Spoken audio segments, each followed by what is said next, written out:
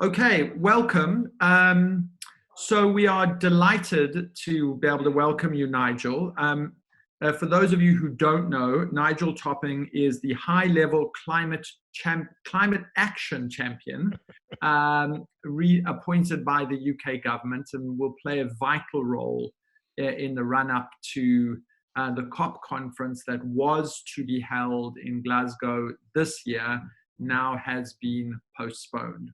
And so if there were a more vivid illustration of the impact of the coronavirus pandemic on the efforts to try and address the climate crisis, it is the postponement of the COP conference.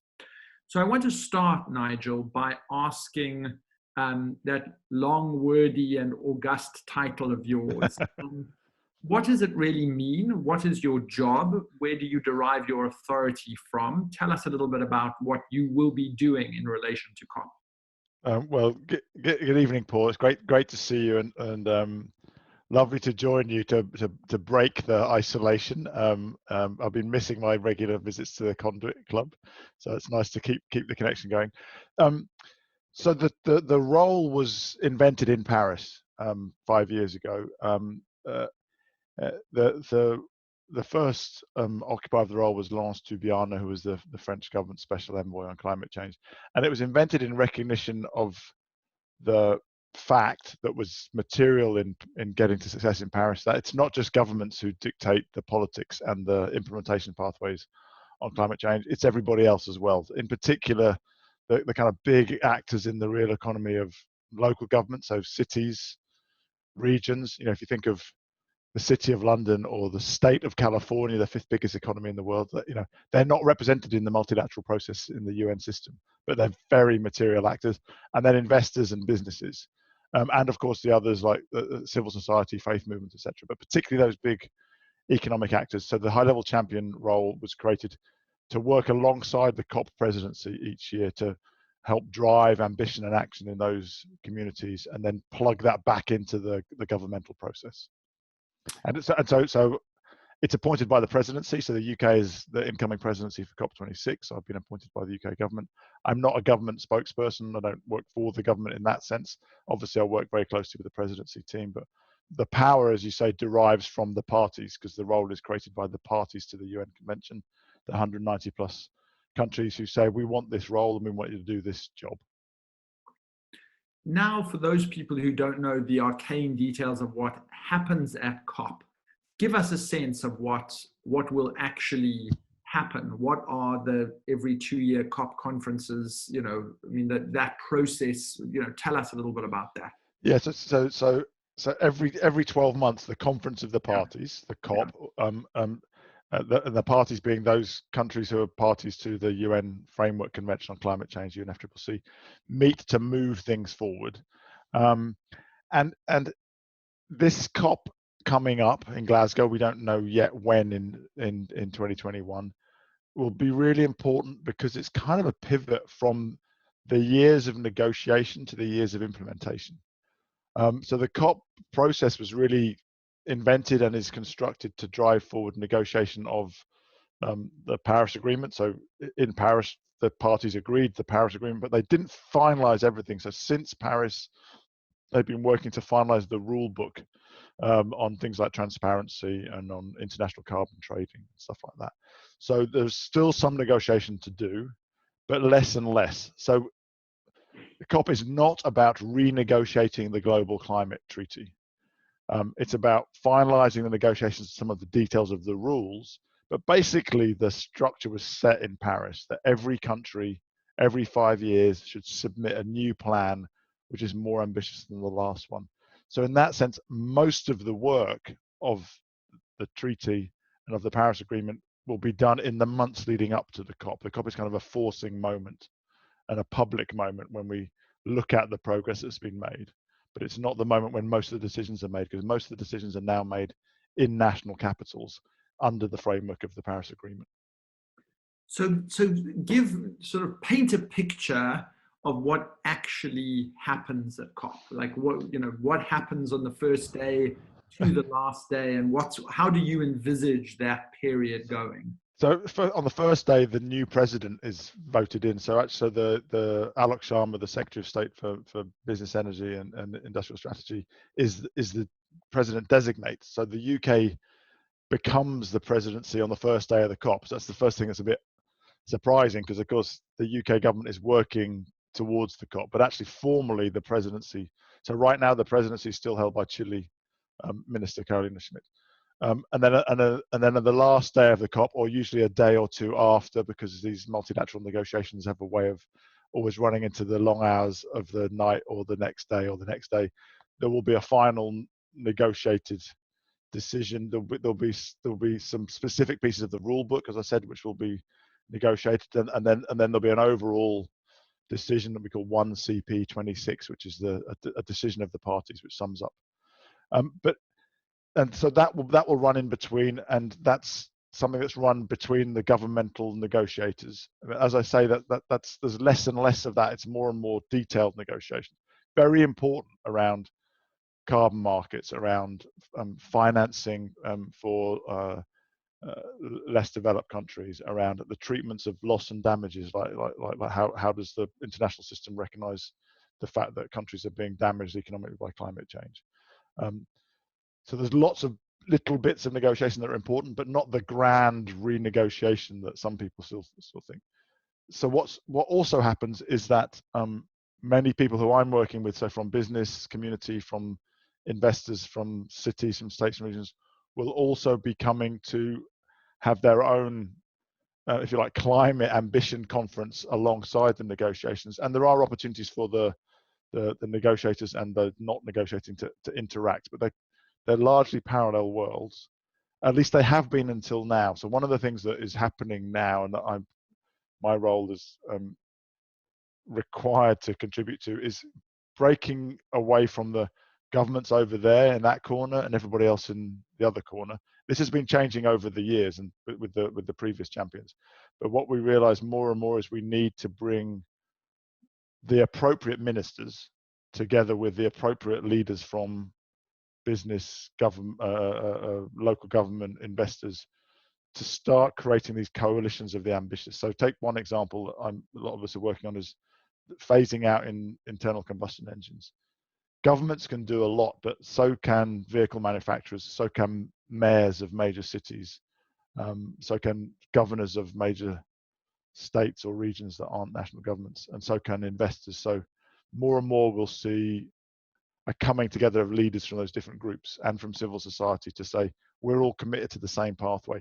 It's not negotiated through the multilateral system, but it's part of the, if you like, the new, I don't know, we don't even have the language for it, pluri-multilateralism. So many countries and many different sectors coming together. So there'll be more and more of that. And at the same time, there's lots of events from civil society just promoting initiatives from all around the world that are helping drive forward action on climate change.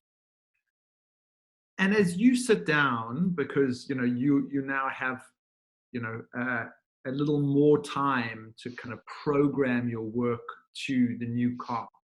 But as you sit down, and if you were to draw on a whiteboard some very simple goals or things that you think would constitute success, that from your perspective where you sit, COP would be successful if A, B, C, 1, 2, 3, 4 were to occur, that are not guaranteed, but with your action and your mobilization were to occur, what would those things be?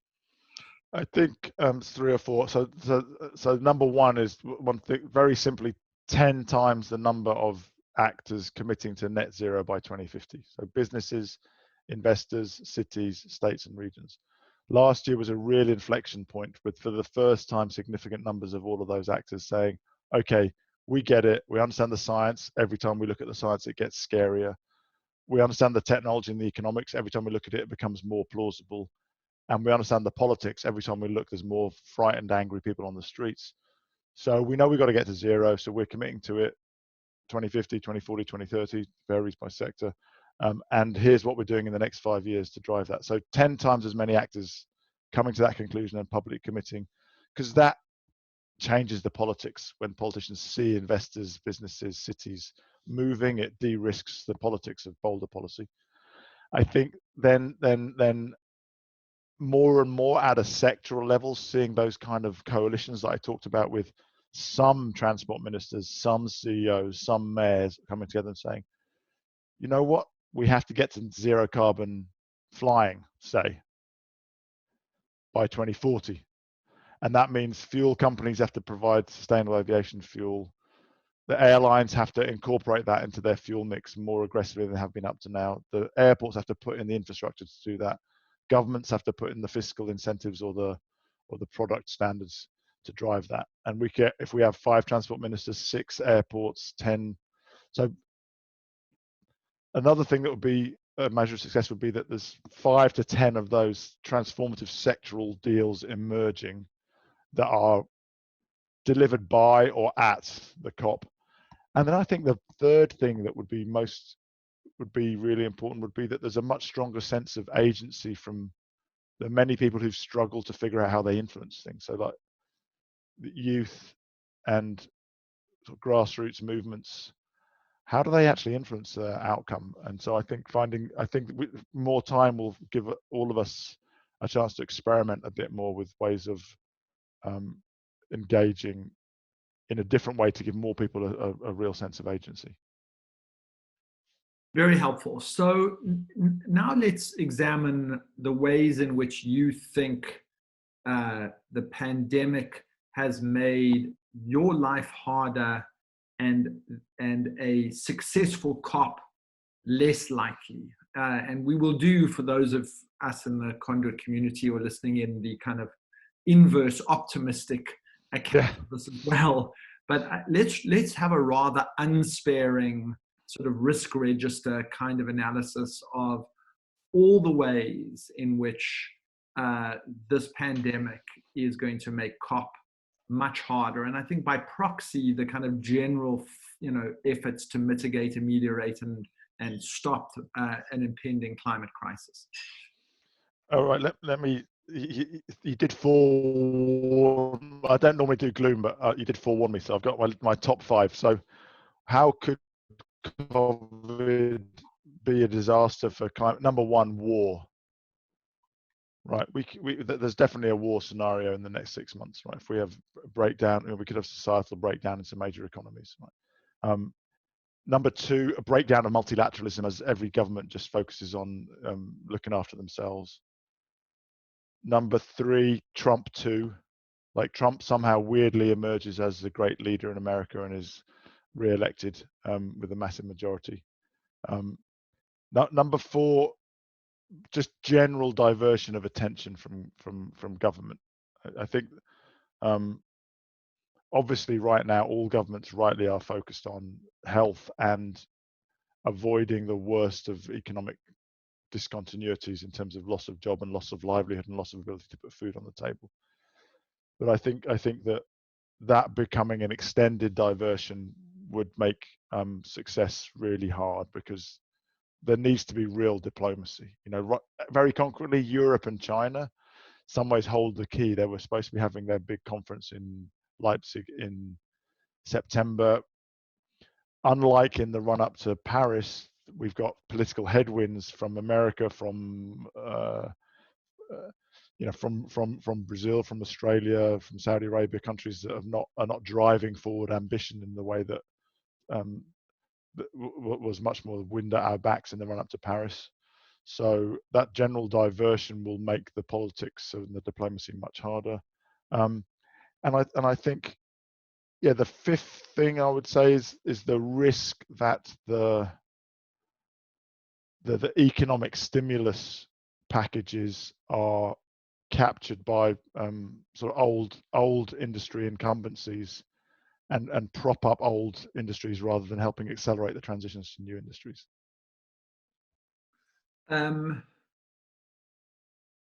And how much, that last point, I mean, if you were to kind of rank order those, because what you've done is you've given us 5, which of those do you think is the most serious kind of existential threat to your efforts? Because they're not all, I mean, they're all bad, but what are the ones that are really troubling? Well, I mean, in terms of ones that are troubling and ones that one might be able to do something about, but Yeah. I think it's the stimulus packages. It's like how do the world's treasuries emerge, and what decisions are taken to invest in which fiscal stimulus and which conditions over bailouts. So there's already some very interesting conversations. If governments are going to become the investor of first resort in many industries. So if governments become much stronger, the owners of airlines, what conditions, if any, are attached to that? If we continue with kerosene being untaxed, then there's no fiscal incentive to drive decarbonisation of the industry. If, on the other hand, bailouts come with conditions to increasingly introduce sustainable aviation fuel into the fuel mix, those bailout packages could be real drivers of the transition. Similarly with automotive, if the fiscal stimulus is to encourage the early scrapping of old heavy emitting vehicles and to encourage rapid take up of electric vehicles and to invest in the charging infrastructure, then the stimulus could accelerate the transition. So I think that for me is the big one, because there's going to be trillions spent, and that's going to dictate the direction of the economy for the next 5 to 10 years. So if we get it wrong, we get it very wrong. So let's burrow in on that one, because in some ways those things are happening now and in real time. So if we wait till some indeterminate date in April, May, June, whenever that COP gets reconvened, you may have all of the stimulus packages inked and a significant amount of the money dispersed. So in some ways, it really comes back to your role as the high-level climate action champion, which is your role is at its most effective if it starts now and influences the lead up to COP, not Yeah. what happens at COP, right? Absolutely. So yes, I'm not talking about having a big conversation at a delayed COP about fiscal stimulus, because the deed will have been done. So it's but of course we've got in the UK, we're very fortunate that we have Mark Carney as both the UN special envoy and the special advisor on climate finance to the Prime Minister. We have Lord Nick Stern, who many people know, who's probably the leading global economist on climate change. So we've got a lot, and London, there's a lot of the leading think tanks and NGOs and organisations. And on a given day in pre-COVID Conduit, you'd see half a dozen of those representatives of those organisations in conversations trying to move this agenda forward in the Conduit Club. So yes, that works now. That's the next 3 months. That's not 2021. Yeah.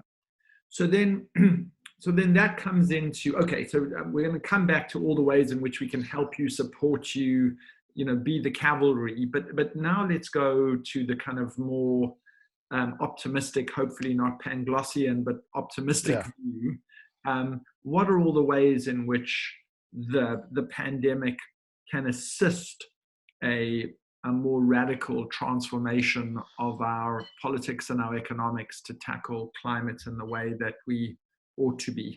Yeah, well, some of them are just the inverse of the ones I said before. I mean, a Biden election, because obviously with Trump being the global leader who's done the most to damage the Paris Agreement by withdrawing from it, and therefore in a sense normalizing or allowing a more sort of recalcitrant attitude towards it, being replaced by a very proactive climate president in the States would be transformation. That would transform the politics, because that would mean at the moment we're really relying on the UK and Europe to be the drivers of ambition, hopefully with China, in India making a lot of progress, over delivering on its plans, but without America in the room, it's very difficult, right?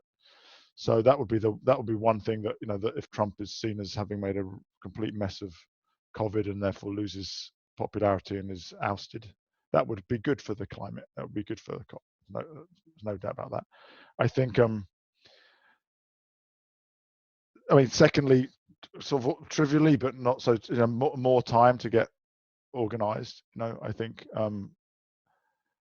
I mean, the flip side of that is the dilution of attention, right? But having more time, particularly to organise these more sectoral coalitions.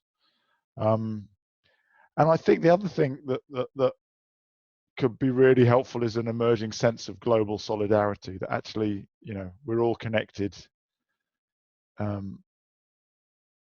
COVID's affected every country. It doesn't affect everybody equally. I don't mean in that sense, but it is is a universal experience of kind of fear and loss and fragility, and also a very interesting experience of rapid. Like, what is it? 750,000 people in the UK volunteered to support the health service.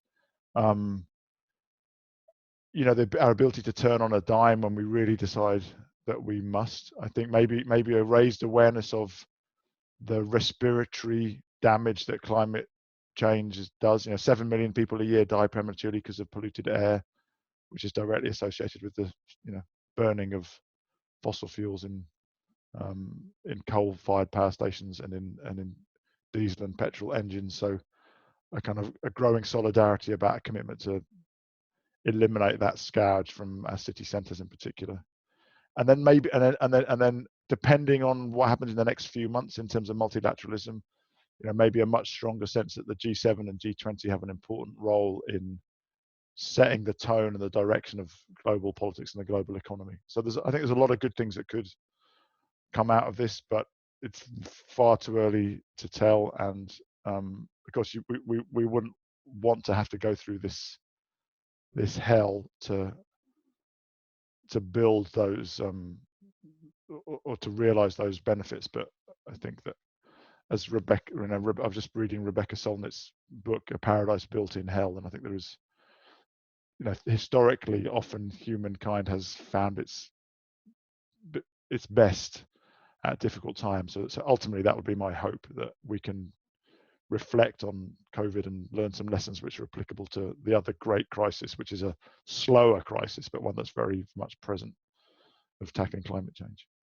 So I want to ask you a question about carrots and sticks when we think about climate change, because in some ways, I think, to use a kind of broad, slightly amorphous word, progressives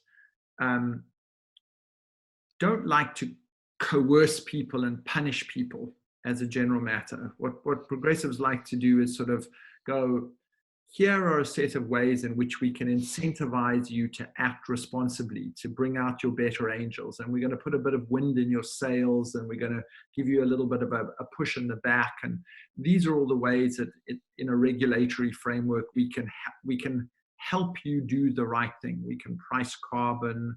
We can put air emission standards in vehicles. We can stipulate what kind of efficiencies you have to have with lighting and move from incandescent to LED, etc. We've all got our long regulatory laundry list of ways we like to incentivize and provide carrots. But I wonder whether there isn't, at this really kind of rupture moment in history, an opportunity to start thinking about sticks. You said the end of a combustion engine. Might we not start by saying by 2030 there shall be no combustion engine cars on the road anywhere?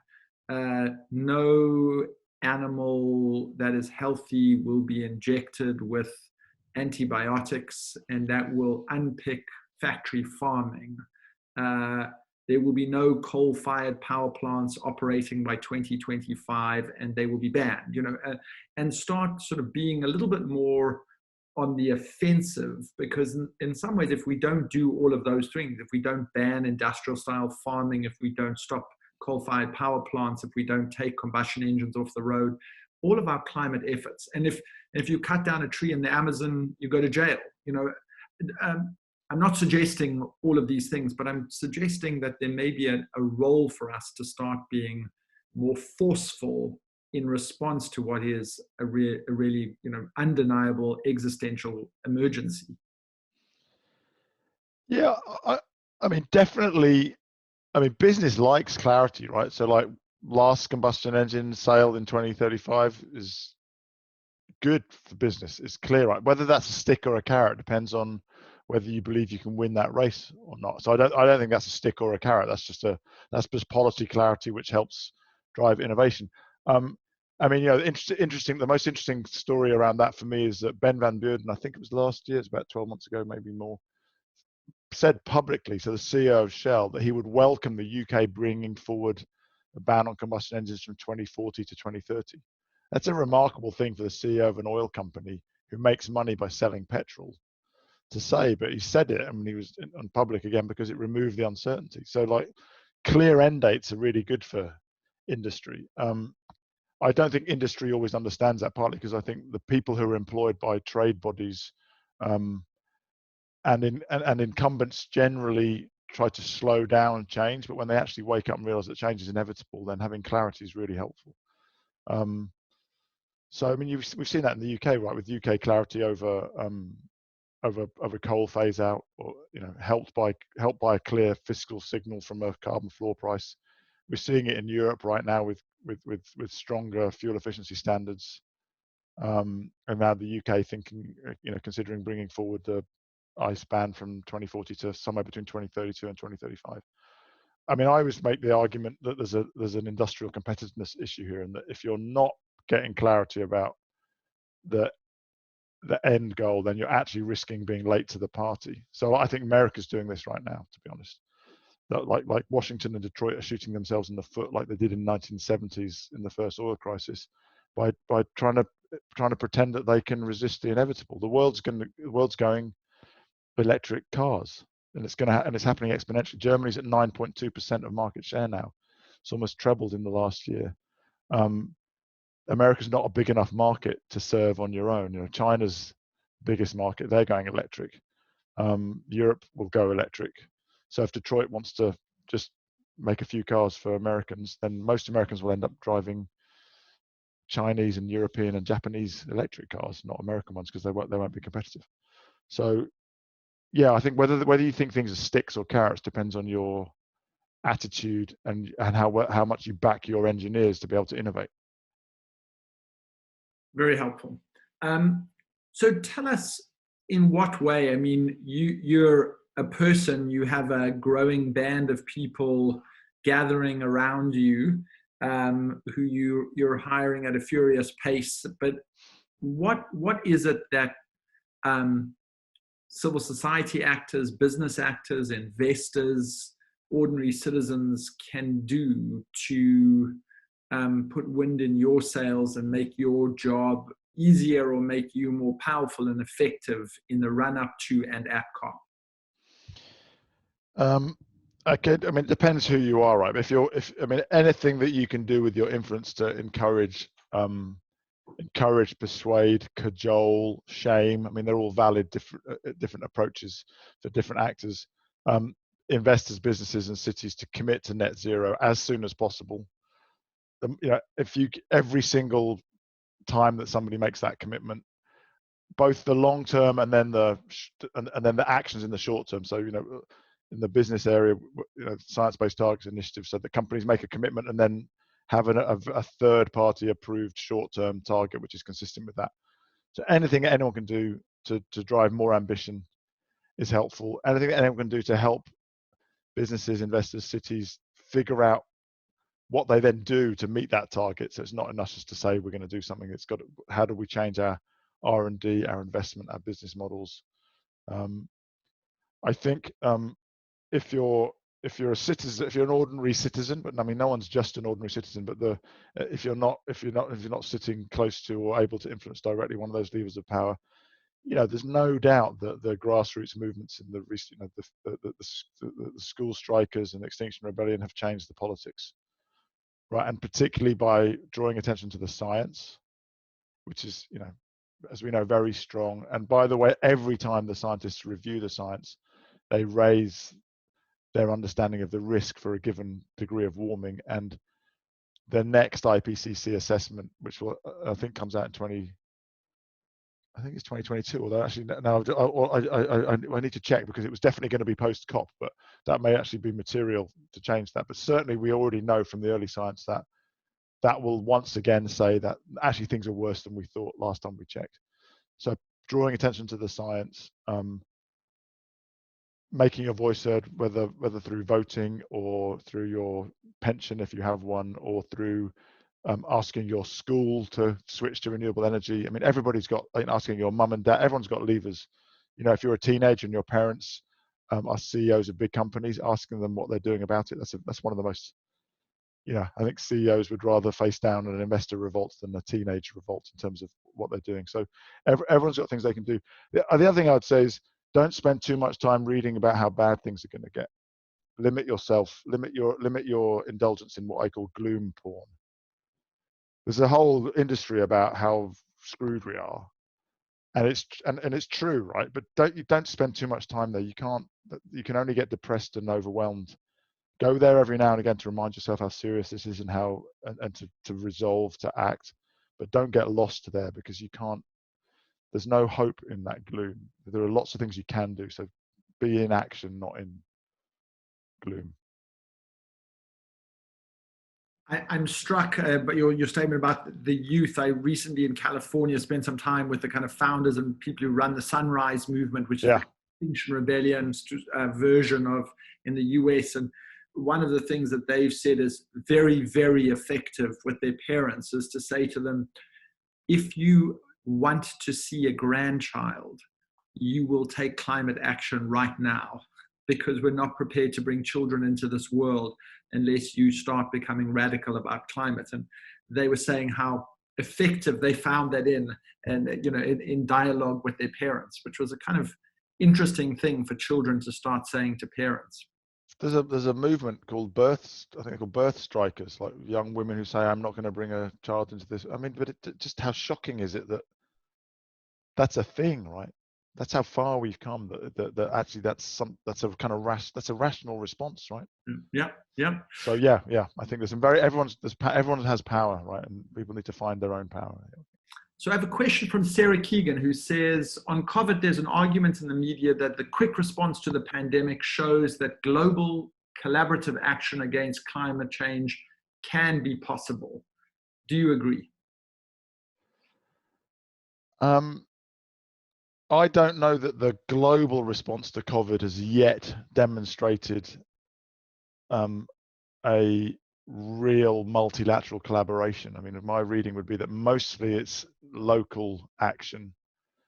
And I think the hope would be that, particularly in the economic response, we start to see, for example, some debt deferrals or cancellations for the least developed countries who are going to be most economically hit. I mean, I think it was in Bloomberg today that 500 million people could be, 500 million extra people can be pushed back into poverty. So I don't think that action yet has shown multilateral resolve.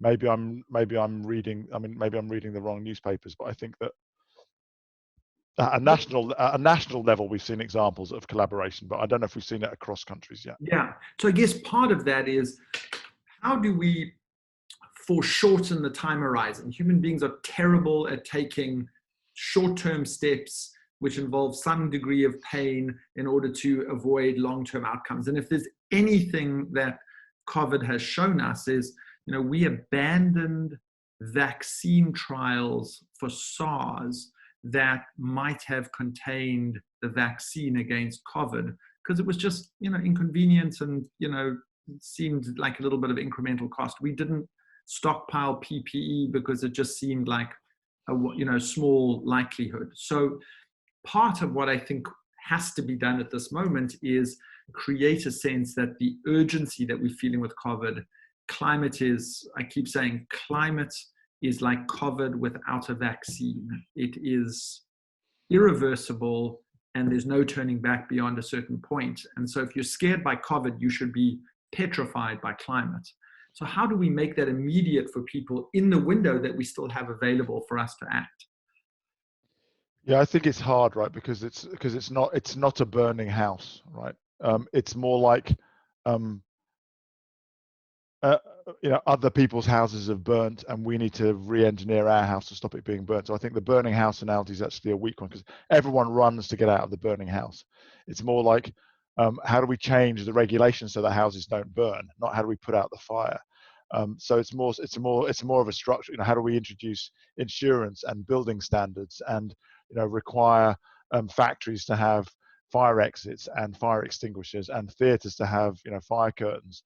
Those are not instant responses to fire. Those are structural responses to a pattern of fires. So I think that's always been the challenge with climate change, is it's not immediate, it's not in your face. Of course, it is increasingly immediate and in your face around the world. It's flooding in the UK, it's tropical storms throughout the storm belt, it's fires in Australia and California, right? So it's not an emerging world problem in 20 years. It's a whole world problem now. So I think that has been. I think that's part of the reason why we're seeing more and more grassroots movement, is because you can't. It's like you can't deny it now. It's in our faces. So I think we have really good momentum.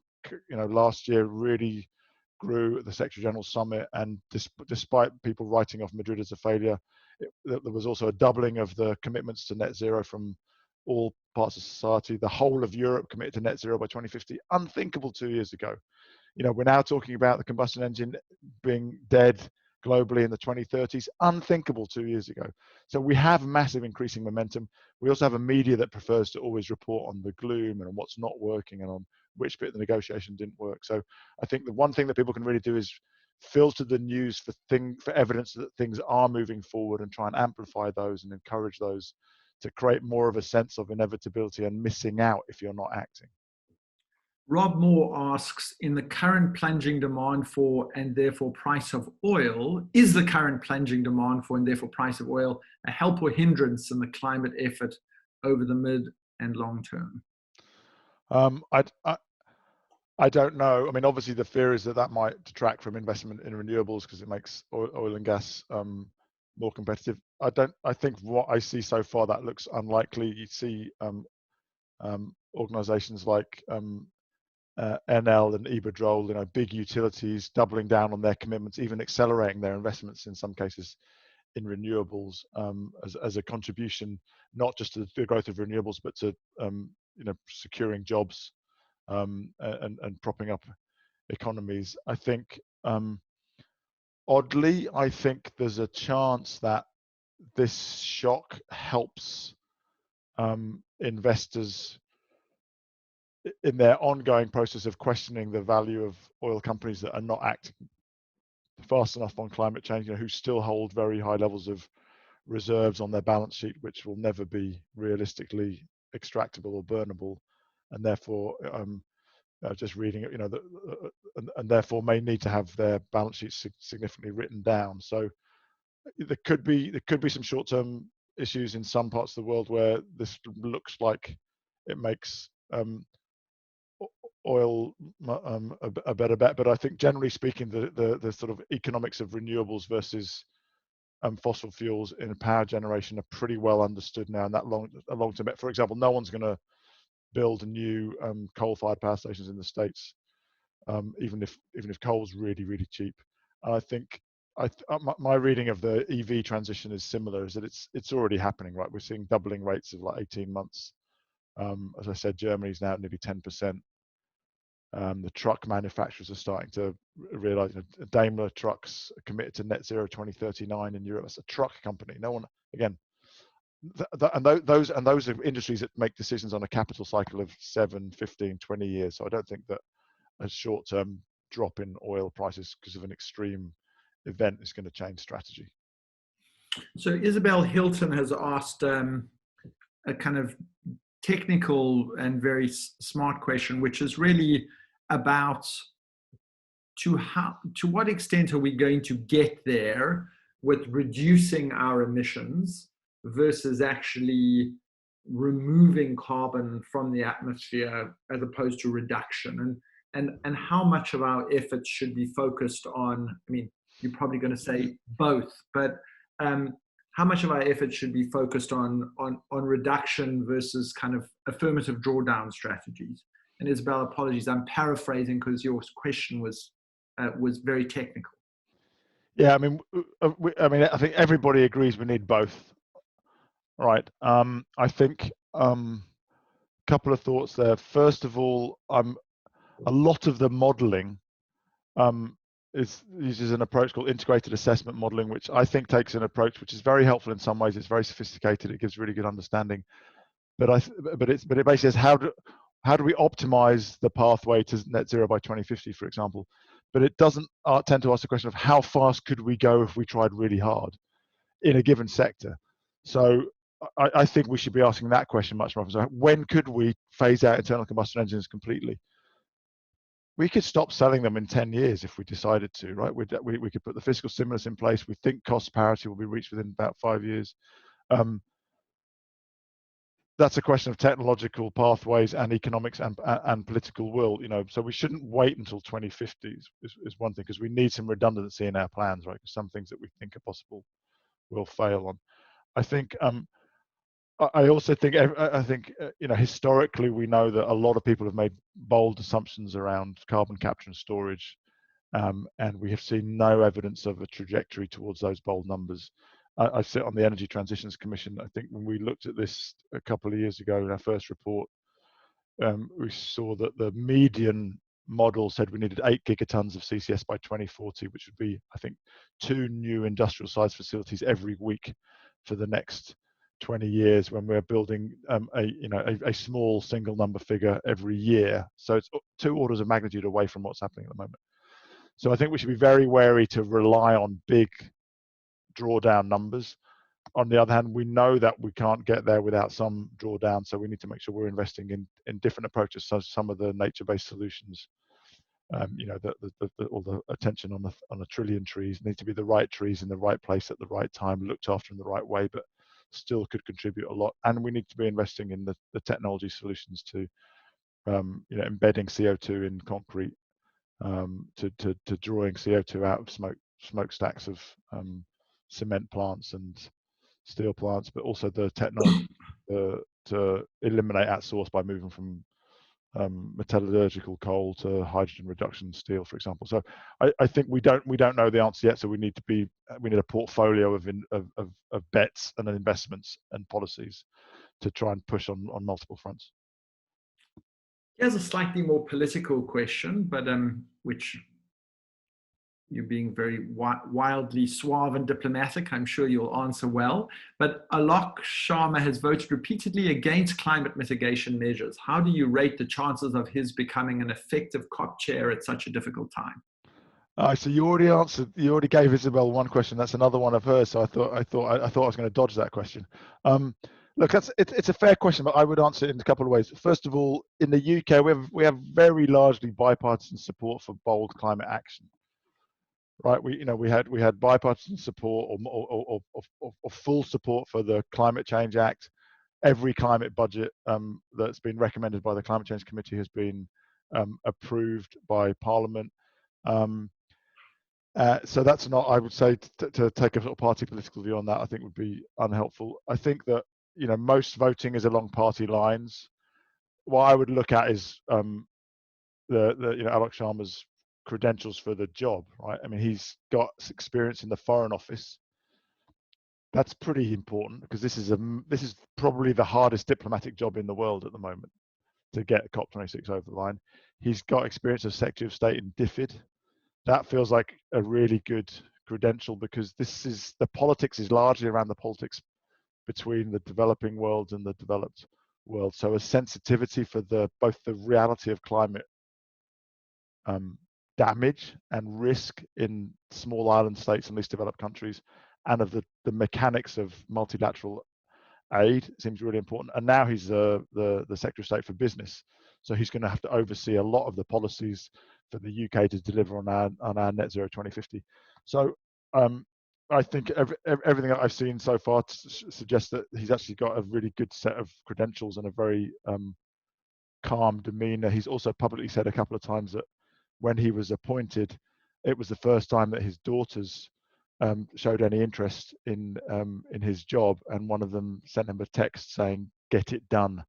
So I think we were talking about the importance of kids in the way that they influence their parents. I think, and I know he's really keen to engage with the youth movement, and of course he's totally focused on COVID and the making sure we don't have millions of SMEs go bankrupt right now. But I think I think he's got a really good set of credentials for being a really strong president. And of course he'll have a bit more time now also to get used to the idea. And I know he's already been, we had 2 days in Wilton Park with past presidents and past champions, and sort of leaders from around the world coming to provide input and advice and guidance to him and the rest of the UK government team. So I'd be confident that he's going to make a good president.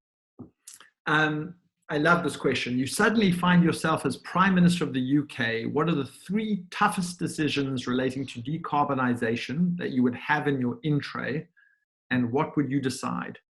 And I think the adjective there is the toughest decisions relating to decarbonisation.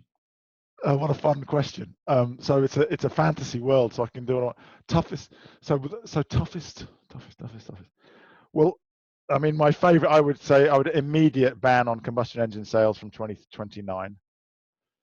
I would take a leadership position by getting ahead of the Nordics, and anchor that date in the 2020s, and lay the gauntlet down for the EU to match that, and use that to drive the industrial competitiveness of the UK manufacturing sector.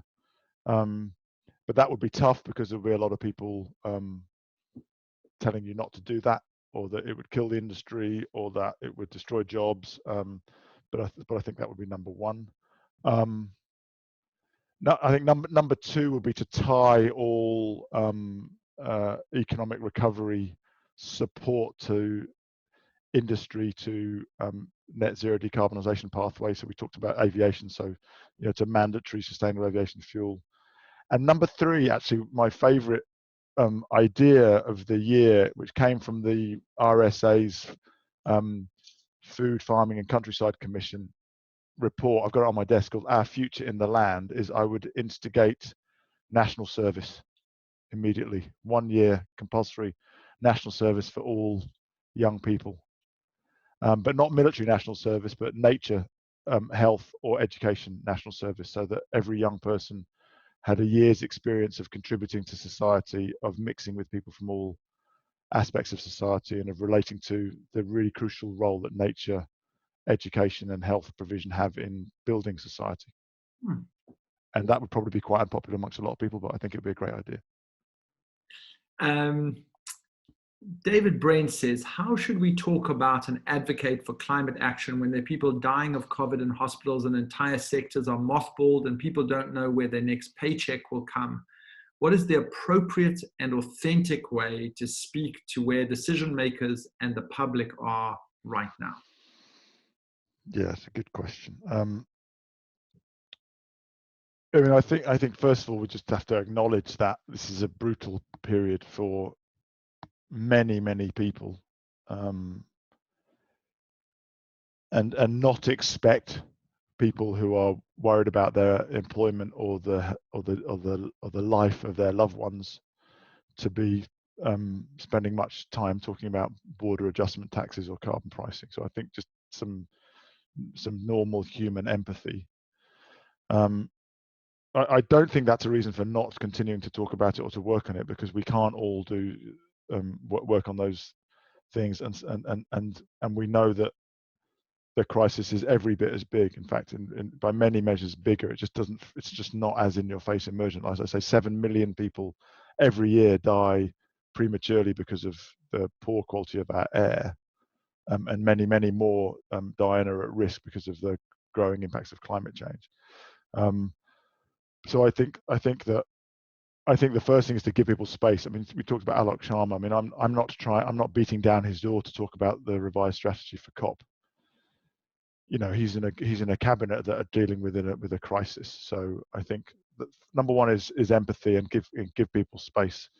And I think But I think the second thing is, I think to honour the fact that the climate change is also a human crisis, and not to shy away from it because it's not the one that's in our face right now. So I think that requires some wisdom to not be crude and clumsy. But I think it's not a reason to withdraw from the conversation. I mean, that's why we're still having this conversation now. We didn't say, oh, we'd like to talk about climate change, but we can't.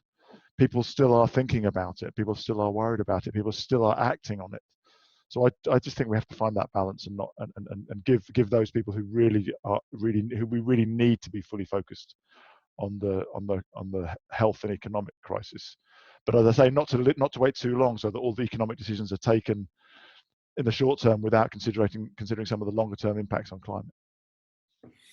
So Rob Ellsworth asks a question which is kind of relevant to COP is, what immediate support do you think the most vulnerable, least developed countries will need in the aftermath of COVID to ensure their response to climate change is not sidetracked, and that they can both do that and support a response to COVID? Yeah. So I mean, I'm not an expert on the politics or the economics of least developed countries. That's not where I've spent most of my time working. But so these are sort of generalists thoughts. I think one is giving them time. You know, some people have argued strongly for we must hold the COP and we must be virtual. That especially the least developed countries don't want to be steamrolled into a virtual COP. First of all, because they fear that they might not be able to participate, or they wouldn't be able to participate in the same way. Right? Some of them infrastructurally have, are much weaker, so they wouldn't be able to just beam 100 negotiators into a virtual COP.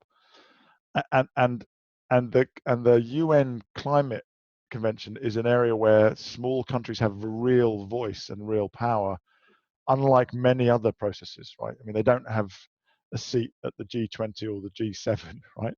Obviously, because it's not the G196, but they have real authority and real power, and really are listened to in the UNFCCC. I mean, the reason we're talking about 1.5 degrees is because the small island states and the vulnerable countries who have the immense moral authority of being those most at risk fought for that in Paris, right? And it's hard to talk someone down who literally is having to think about how to relocate their country because it's going to be underwater. So I think giving them time, I think that's been really important. Then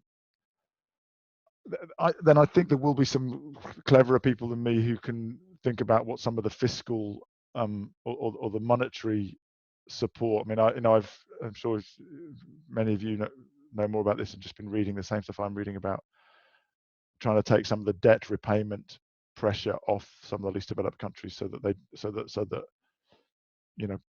repaying debts doesn't drive them under at a time when they've taken a massive economic hit. It doesn't give a sort of double, doesn't sort of kick them while they're down, so to speak. And I think there are ideas. I mean, I know Steve Waygood from Aviva has been promoting this idea of a global Marshall Plan for climate change, and it seems like maybe more broadly we need that sort of idea of the world investing in the development in areas that are struggling to help bring their economies back at a way which is consistent with solving the climate crisis as well. So Peter Wheeler's asked, in which sector or subsectors other than renewables and electric vehicles are we ahead of the 2050 curve as implied by the Paris Agreement? And he adds, for good measure, it's certainly not ag and land use, is it? Yeah, thanks, Peter. So I think importantly, no one would have said we're ahead of the curve on electric vehicles, I think even 2 years ago. So that's an important thing to recognize, is that our perception of what's possible changes, because we're shit at thinking about exponential change, right? So I think, Peter, that we're ahead of the curve on the protein transition. So we're seeing, a social movement towards vegetarianism, away from such heavy loads of red meat, or flexitarianism, or what the Eat Lancet diet, and we're also seeing exponential increase in investment in alternative proteins. So whether it's sort of vegetable proteins, vegetable sort of meat lookalikes, or the sort of lab grown. So I think we're ahead of the curve there. I mean, those of you who are interested might like to read the Rethink X report on the protein revolution, which suggests that half of America's rangelands will be empty of cows by 2030, because when you can make protein cleaner, faster, cheaper, healthier in a lab than you can through extensive or intensive farming, then why would you not do that? Same argument as why would anyone buy a combustion engine when it's cheaper, cleaner, easier to maintain, healthier to drive an electric vehicle? I think the areas where we are struggling are, but I see change really picking up, are some of the heavy emitting sectors where we've been slower to move. So shipping, aviation, steel, cement. But in shipping now we see a movement towards zero carbon shipping. Maersk have committed to net zero. There's a coalition called Getting to Zero that are collaborating around getting zero carbon ships on the water by 2030.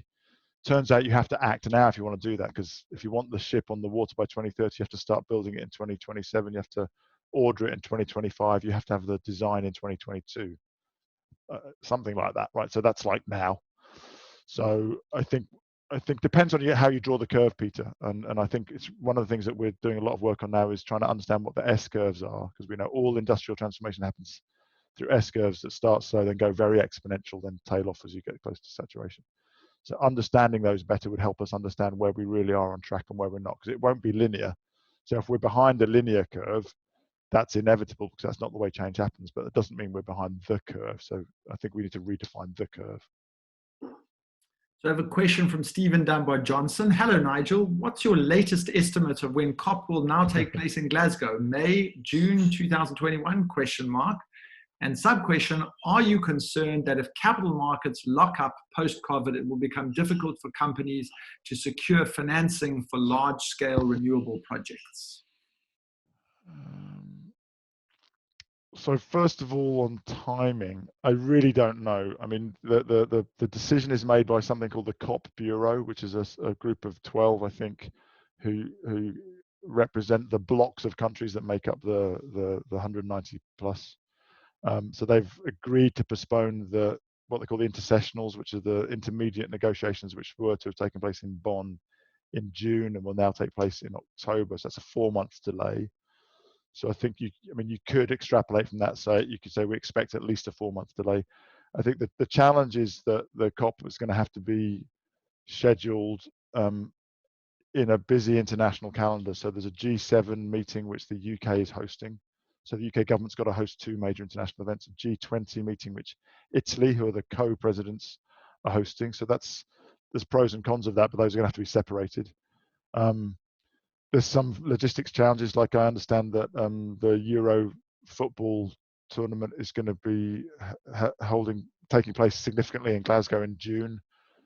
So I think from a policing point of view, that probably makes June, as a very difficult, because the police are going to be crucial to a safe COP with lots of heads of government and heads of state turning up. So I think, obviously then there's some practical things about the summer, like you wouldn't have a COP in August. So I think you're looking at, I think crudely there's 2 options. There's a sort of early summer, or summer, April, May, July, because I think June's out.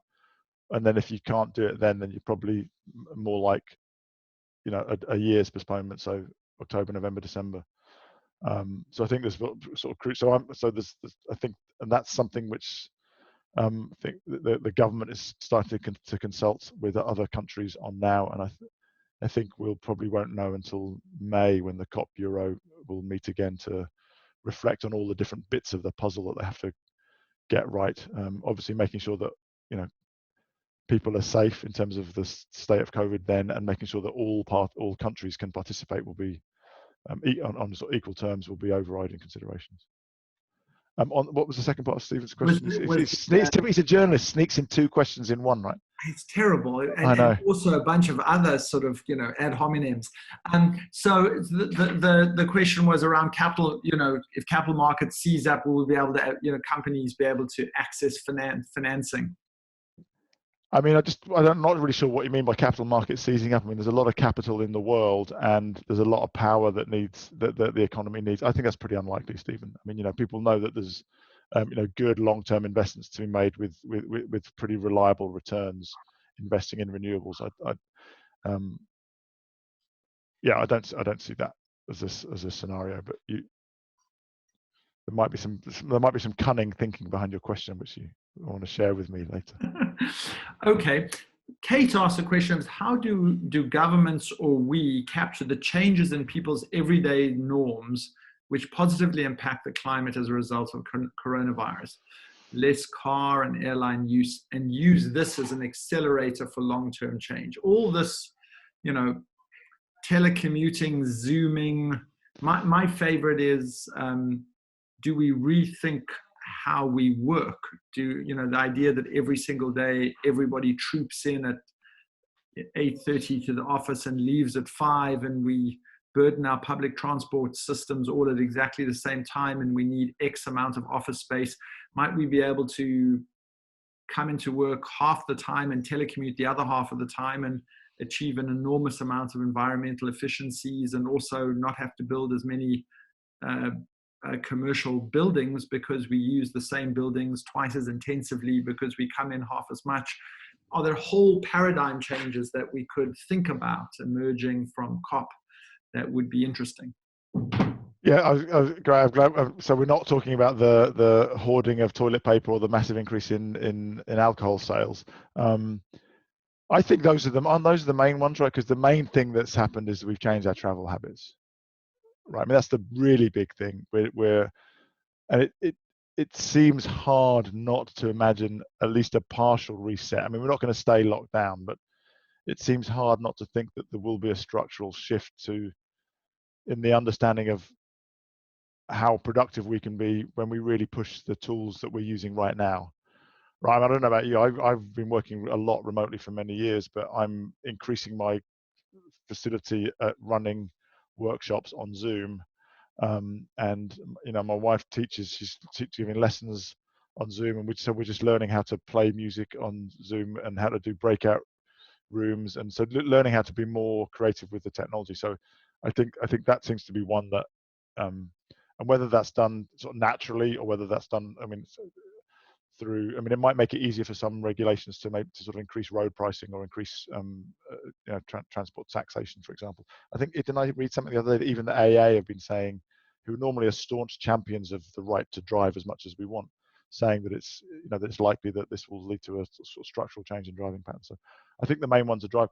So, and then they also driving and flying. But I think the interesting question will be, I think there's an interesting question around flying, whether there are some extremists who I'd say that we should stop flying. I think that's a really risky approach. I think we need to decarbonize flying, and that could partly be by reducing the amount of flying. But I think there's no doubt that the ability to travel around the world is a great is an amazing thing culturally for us to get to know each other better, to facilitate international trade. It's something that we've all, I venture on the call, have benefited from massively in our lives. It's enriched our lives. I'd be very loath to start suggesting that emerging middle classes in India and China shouldn't be allowed to fly, or we should make it the preserve of the elite that it used to be 50 years ago. But I do think we can have grown-up conversations about charging more for flying, so you can't fly for 25 quid anywhere in the world, or that there's sort of progressive taxation on people flying a lot. And interestingly, in the UK, the airline industry started having some of those conversations, like with Heathrow and some of the airlines saying, actually, we do need to pay more for flying. So I think some of those conversations become much easier to have now than they were pre-COVID, because we now realise that we can get by with less, without it being a deterioration in quality of life or quality of business. We're getting to the end of our session, so I'm going to, Jodie Anderson asks a wonderful question. She says, if the whole of the residential housing stock in the UK was retrofitted to passive house zero carbon standards, what would be the impact on the UK's overall carbon output? And could the government fund this with historically low sovereign debt financing? There seems to be very little progress on building standards. Yeah, Jody, I think that's a really good question. I don't know the numbers, but I think I think that's a really good example of the kind of economic recovery measure which could deliver the triple whammy of enhanced building stock value, because better insulated houses are worth more. Better health outcomes because our grannies and grandpas won't be at risk of the dangers of cold winters in poorly heated and insulated houses, and the climate benefit, and so it's a quadruple whammy. And the fourth benefit, which I think to your point is, a decade of employment retrofitting the building stock. There could be millions of jobs. I don't know the numbers. I think the green building councils probably do know the numbers, but I think that's a really good example of the kind of smart climate, health, resilient economy, fiscal stimulus that it would be good to see around the world coming out of COVID, putting people back to work, improving the value of our building stock, and improving the health of our building stock. And so the last question will be I'm sorry we have so many, but would be to Diana Walker, who says, can you speak to going beyond net zero? How is climate restoration, carbon removal getting well below 415 ppm back to 300 or 300 ppm playing in current COP discussions? So is the paradigm of net zero, as ambitious as that seems, insufficient in itself? Yeah, that's a really good question. I think that actually, and Bill McDonough has done some work on that. It's funny that the language we use talks about, it's always framed as zeros, neutrals, or negatives. I don't think there's any marketeer would choose those as the sort of anchoring terms for an exciting campaign to reform our economy.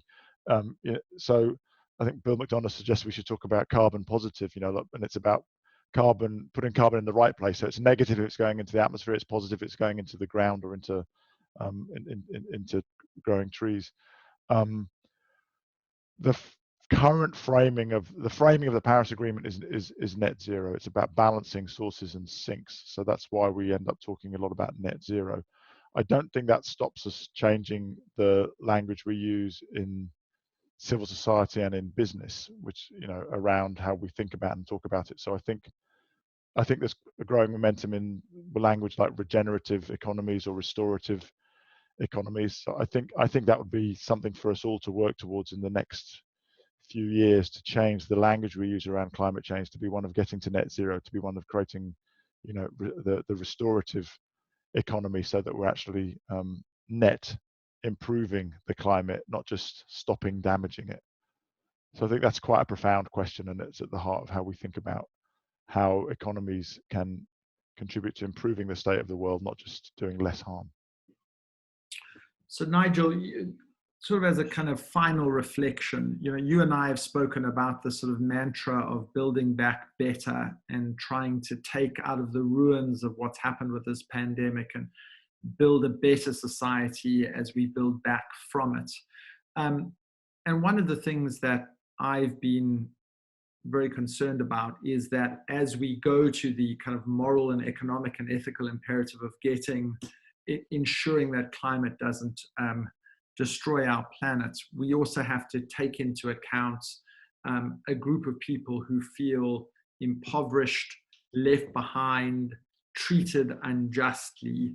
And to the extent that COVID magnifies a sense of inequality, unfairness, and hardship, the trade-offs between taking the difficult steps to get us to net zero and doing so in a way that doesn't impede the lives of a group of people who are already, before COVID, felt impoverished and left behind, and as a result of it are almost certainly going to feel, both in absolute and comparative terms, even more left behind.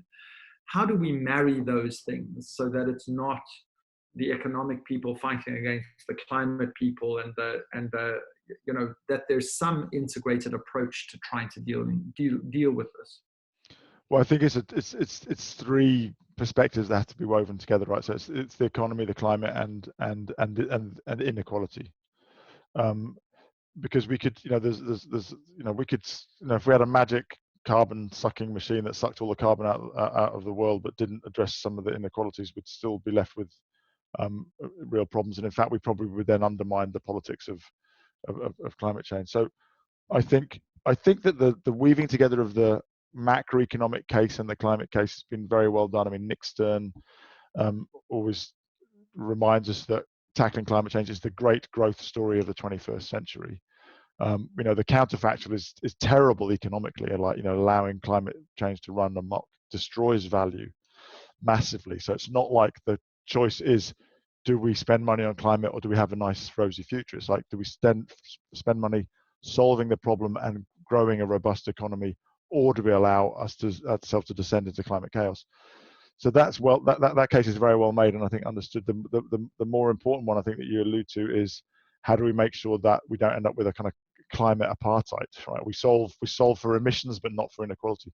I mean, the International Panel on Social Progress, which was chaired by Amartya Sen, published a really interesting little report, well, a very big report, but a little book that summarized what they call the Manifesto for Social Progress. And they sum it up by saying we have to solve for sustainability, inequality, and freedom altogether, because if you try and imagine a world where you only solve for two of those, the center doesn't hold. So that, I think, is why the UK's put finance and adaptation and resilience at the heart of the presidency strategy for the COP. If we don't address those issues that are so important for the most vulnerable countries, if we only ban combustion engines and end coal, we will still have climate vulnerability. And so if we don't find a way to come together in solidarity as a multilateral world to support those most vulnerable communities within our countries and within the family of nations, then we won't be succeeding. So we have to we really have to put that attention to the most vulnerable at the heart of all of our solutions. It has to be a human solution, not just a technological one. So Nigel, I started our conversation asking, what is it that a high-level climate action champion does? And I think during the time that we spent together, you have perfectly articulated exactly what it is that you do. And in some ways, I think it's a testament to this conversation that even if COP were not happening, this conversation and the galvanization that it causes amongst ordinary citizens to do all the things that we need to do, quite apart from COP, is part of, paradoxically, one of the reasons you exist.